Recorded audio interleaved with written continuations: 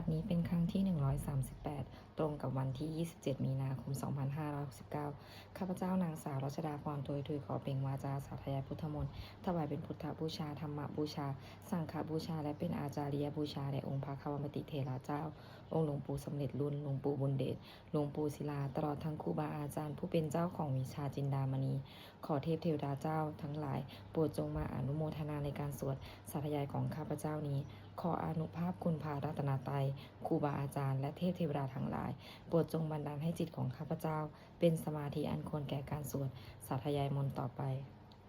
บทสวดชุมนุมเทวดาสามันตาจักรวาเลสุอันตราคชันตุเทวตาสัทธมังมุนิราชัสสะสุนันตุสักขะโมคาถังสักเคกาเมจารูเปคิริสิกขาราตเทจันตริเควิมานีทีเปรเทจากาเม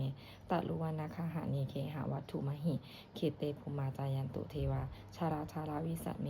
ยะคาคันทัพพนาคาตินหันตาสันติเกยังมุนิวาราวาจานังสาโทเมสุนันตุธรรมสวนการุอยัมพทันตาธรรมสวนการุอยัมพทันตาธรรมสวนการุอยัมพทันตาบทสวดนามาการาสิทธิคาถานะโมตัสสะภะคะวะโตอะระหะโตสัมมาสัมพุทธัสสะนะโมตัสสะภะคะวะโตอะระหะโตสัมมาสัมพุทธัสสะนะโมตัสสะภะคะวะโตอะระหะโตสัมมาสัมพุทธัสสะบทสวดสัจจกิริยาคาถานาทีเมสารนังอัญญังพุทโธเมสารนังวรังเอเตนะสัจจวสีนะสุทิเมโหตุสัพพทานาทีเมสารนังอัญญังธัมโมเมสารนังวรังเอเตนะสัจจวสีนะสุทิเมโหตุสัพพทานาทีเมสารนังอัญญังสังโฆเมสารนังวรังเอเตนะสัจจวสีนะสุทิเมโหตุสัพพทาบทสวดมหาการุณิโกนาโถติอาธิกาคาถามหาการุณิโกนาโถอัฏฐายะสัพพปารินังปุเรตวะปารมีสัพพาปโตสัมโพธิมุตตมังเอเตนะสัจจวเสนามาโหนตุสัพพุปทวามหาการุณิโกนาโถหิตายะสัพพปารินังปุเรตวะปารมีสัพพาปโตสัมโพธิมุตตมังเอเตนะสัจจวเสนามาโหนตุสัพพุปทวามหาการุณิโกนาโถสุขายะสัพพปารินังปุเรตวะปารมีสัพพาปโตสัมโพธิมุตตมังเอเตนะสัจจวเสนามาโหนตุสัพพุปทวา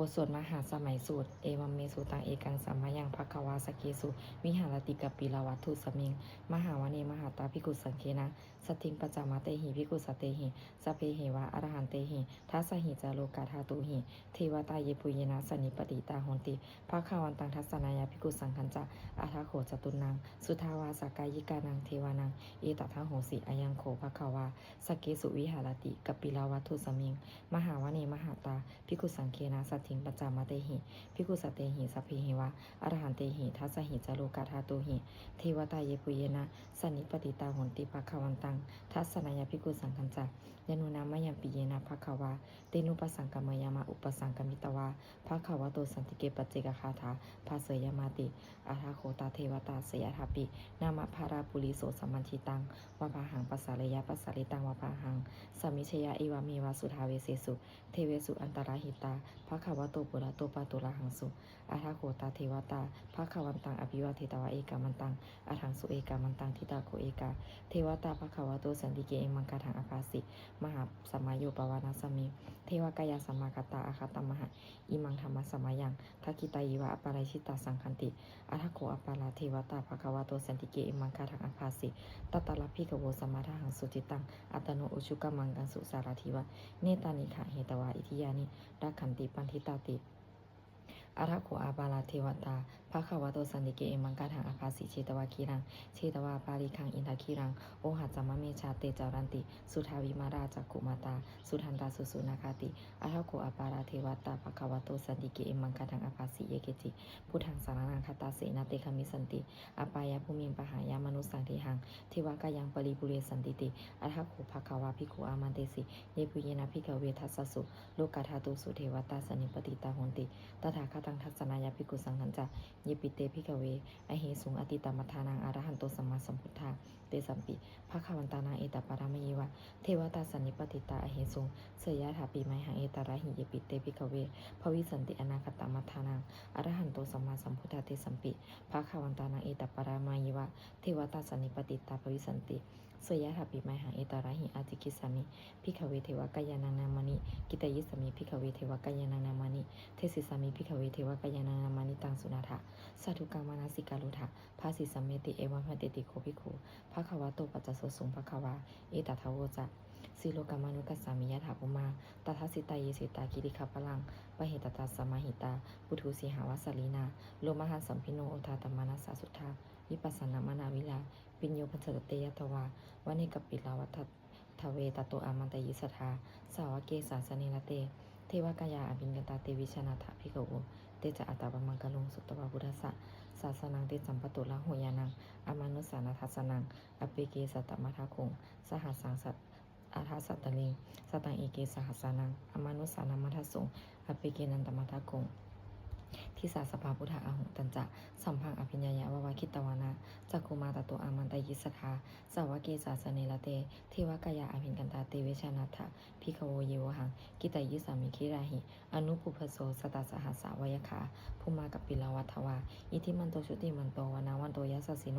มุทาวนาภิกามุภิกขุนังสมิติงวนังชัสสหัสสาเหมวัตตายขานานาตวานิโนอิทิมันโตชุติมันโตวนาวันโตยัสสสิโนมุทาวนาภิกามุภิกขุนังสมิติงวนังสัตตาคิลาติสหัสสายขานานาตวานิโนอิทิมันโตชุติมันโต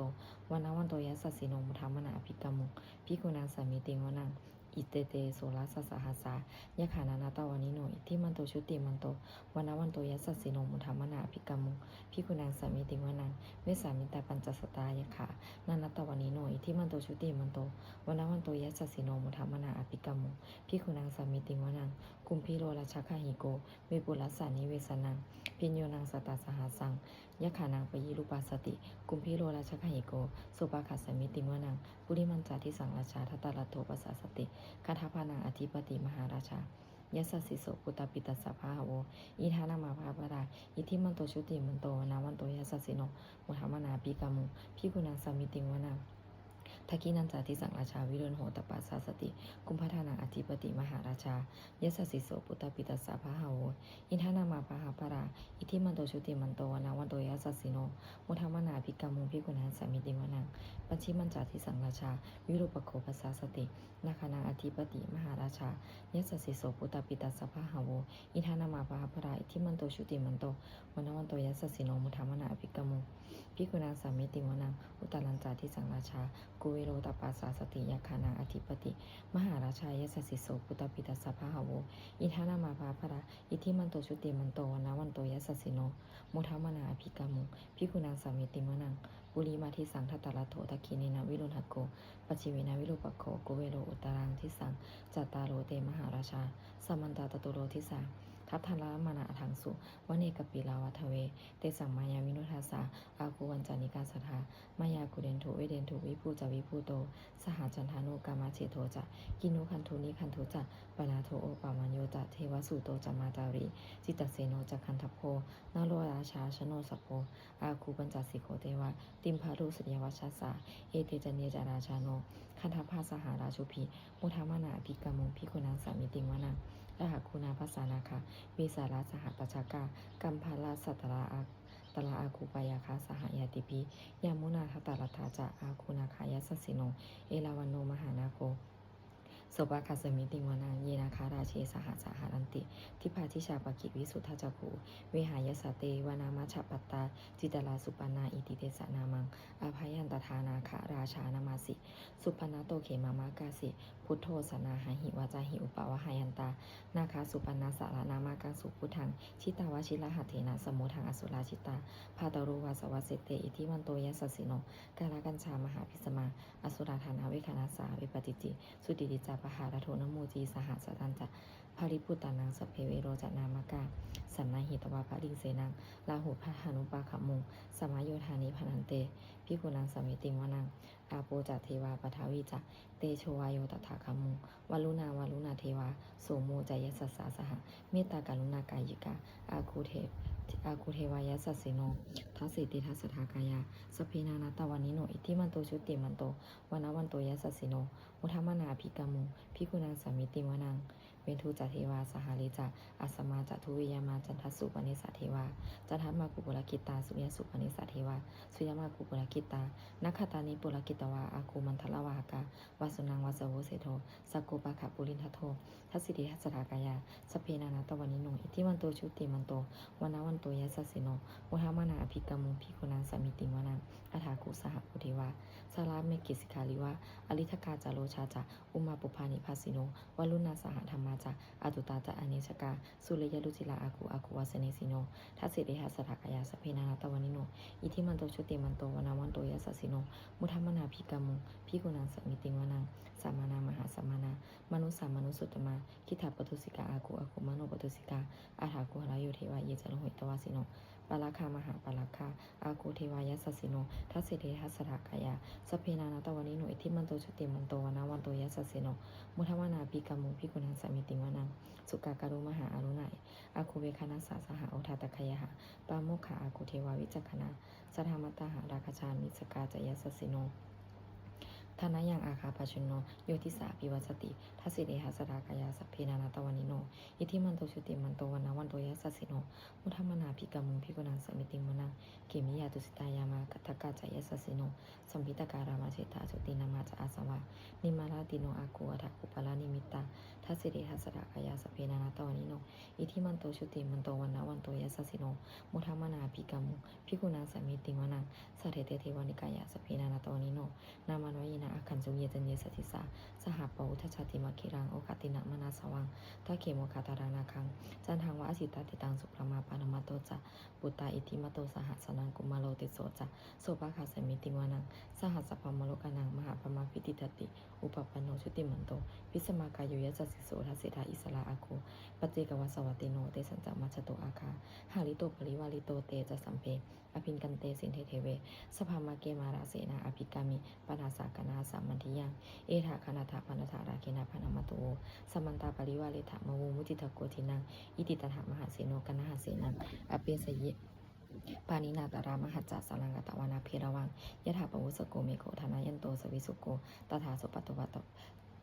ตถาโสปตุปัฏฐวัตติสังกุโทอาสยังวเสตันจัสัมพังอภิญญายะวาวคิตวานาจักขุมาตโตอามันตยิสทาสาวกเกสาสเนระเตมาลเสนาอภิญญาตติวิชนาทัพพิกโอเตจาอาตมมังกลุงสุตวพุทธะศาสนาวิตาลาคิหิปกามุงในสังโลมัมปิอินชยุงสเปวิสิสสังคามาพยาติตายะสัสิโนโมทันติสหปุเ